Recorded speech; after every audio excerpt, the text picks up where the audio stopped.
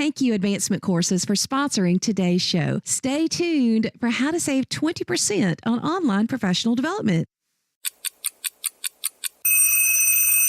Today's show is one that we need to approach with humility, sincerity, and open-mindedness, and is not an easy topic for any of us. However, if we're going to have harmony and build bridges, it's the kind of topic that we all have to listen to and truly examine ourselves, but also ask for feedback. Not an easy one, but a very important one. Episode 419, How We Disenfranchise Students of Color.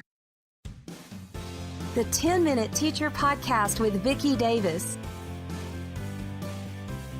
Every weekday, you'll learn powerful, practical ways to be a more remarkable teacher today. Equitable practices in schools. You know, we can't solve the problem of equity until we realize there's a problem. And sometimes we teachers do things that disenfranchise some of our students. Today, we have expert Josh Parker with us, who helps principals with equitable practices. Now, Josh, today is a Thought Leader Thursday. What are some of the things that teachers need to think about that they might be doing that might disenfranchise some of their students, and we don't even know we're doing it?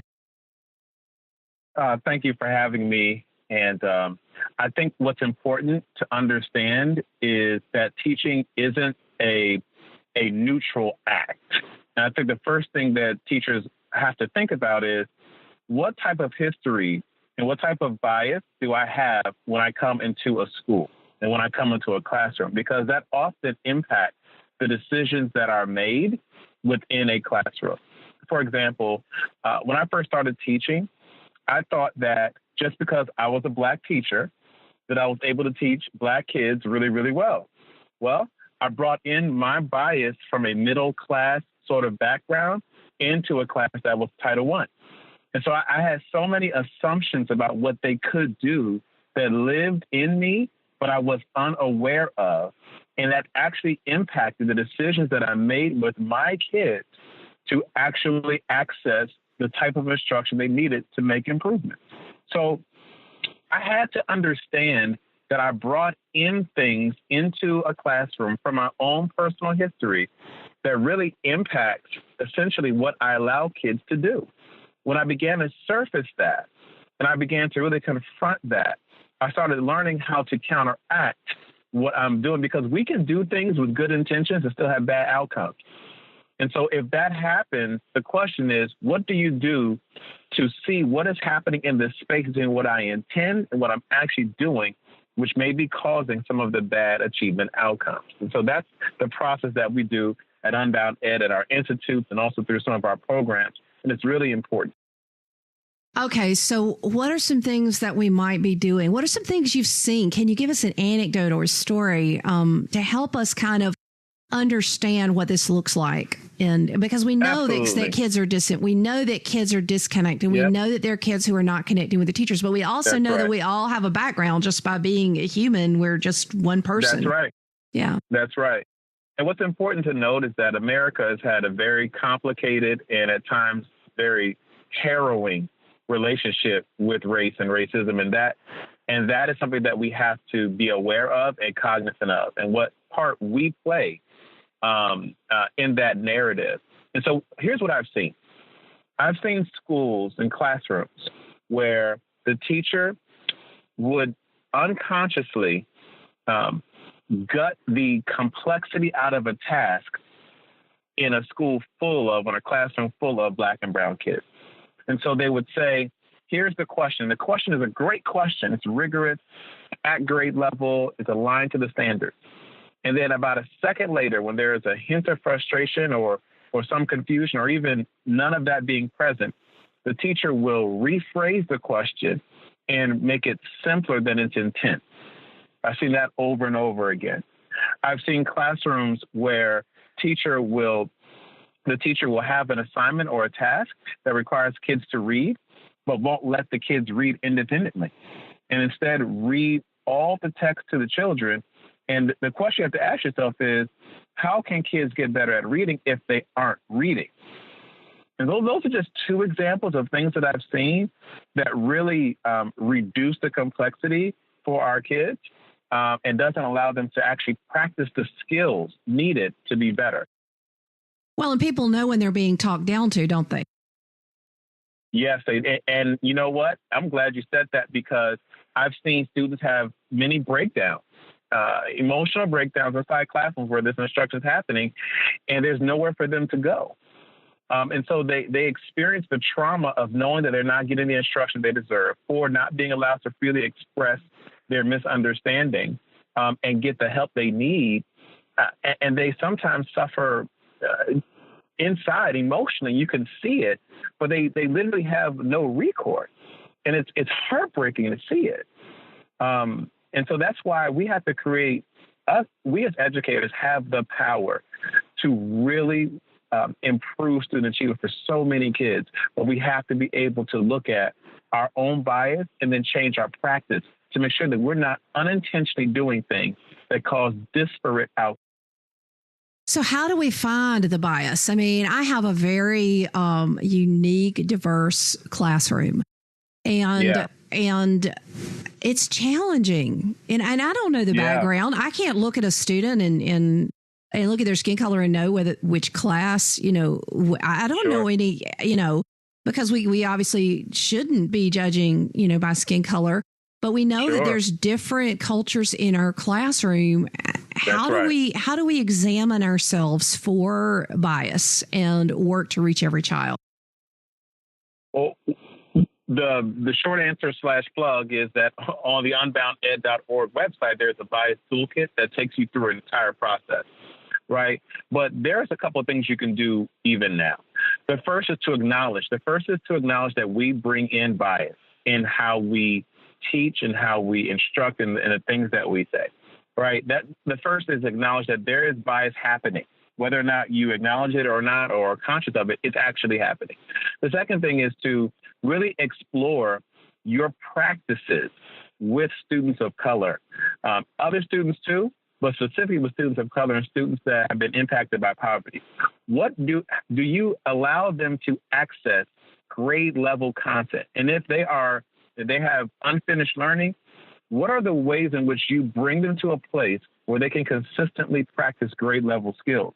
Because that process of allowing them to gain agency and practice with grade level content and what you actually do will show you where the bias is showing up. And to be quite honest with you, it might be very important for someone, an outside observer, to actually observe what you're doing and give you feedback, because oftentimes it's hard for you to see it unless somebody else scripts it and talks to you about it.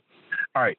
The third thing that you can do after doing that is really to read and do the work. What is the research? There are many books, many scholarly articles that talk about bias in the classroom and cultural conflict. Take a book, do a book study with a couple other educators, and talk about what this means for your practice. If we're not leading the learning as teachers about unconscious bias and how it impacts what we do with students of color, then I don't know how we can ever get better at teaching them. And so the three things specifically, outside of course, getting the bias toolkit, is acknowledging that bias is living in you and is operating. That's the first thing. The second thing is really observing how much you let and allow students and push them to access grade level content wherever they are on the learning spectrum. And the last one is to actually do the work of learning about bias and cultural conflict and aspects about race that occur in a classroom. And what we've come to understand at Unbound Ed is that there really isn't a racialized achievement gap in as much as there is a provision gap. What we're providing for kids, students of color, has to be of a better quality. So I have a question for you. We're encouraged as educators now to personalize learning, right? Personalize it to the learner, make it unique to the learner. Yeah. By personalizing, you're saying that, is it possible through personalization that our bias comes into play and we could be doing harm? So are there times where we say everybody's going to do this content no matter what? Absolutely. Absolutely. So here's the thing. Let me break this down. I'm glad you asked that. What a great question. So let's take it out of the school. When you go to fast food, one of my favorite restaurants is Chick-fil-A. Right. All right. So there's not a Chick-fil-A for, different types of people. There's one Chick-fil-A that everybody goes to that has a price for everybody. Right. It's this idea that out in the world, there are standards that people have to reach, period. In the classroom, the difficulty, of course, is that you have a range of ability levels and things, and you try to teach to all of it, it can make you go crazy. But what ends up happening with personalized learning is because of our bias and because that is an option of discretion on the part of the teacher, we will personalize down. Whereas a kid who comes in at a certain grade level will say, this is what they can do. So based on our own bias and based on what information and data we have about the kid, they stay at that level all year, never get an opportunity to get to another level. And the gaps continue to compound over years. And so here's the solution. Teach kids grade level content, and those that have unfinished learning, be strategic enough to allow them to do the work they need to catch up, but in the service of grade level learning. That weighs a lot on a teacher, and it means that we have to get smarter and also more intentional about our work. But that's the future. And if we can't grasp that concept, that differentiation and personalized learning has to be in the service of all kids accessing grade level content and text, the gaps are going to continue. They're going to grow. And what ends up happening is when you have a gap in provision for kids of color, that continues to provide gaps later on in their life beyond high school.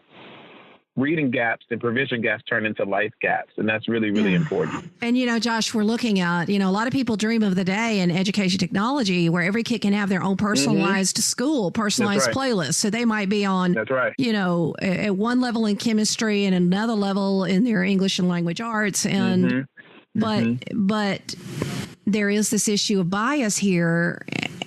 This is not easy, is it? It's a struggle because you want to help kids at the appropriate level, but you also know that we all have a bias. Yeah. The point, I think the idea is embracing that it is difficult.